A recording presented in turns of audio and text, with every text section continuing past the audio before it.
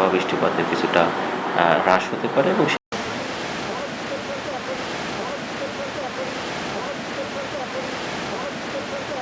ভারতের সাথে যে আমাদের যে নদ-নদীর পানি বিজ্ঞান তথ্য আদান প্রদান করা হয়, এটি মূলত হচ্ছে গিয়ে পানি স্টেশনের ওদের সাথে এই মুহূর্তে আদান প্রদান করা হয় না।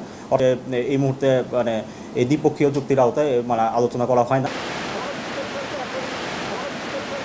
যে পূর্বাভাস তাতে বৃষ্টিপাত বিশেষ করে দক্ষিণ বা বৃষ্টিপাতের কিছুটা হ্রাস হতে পারে এবং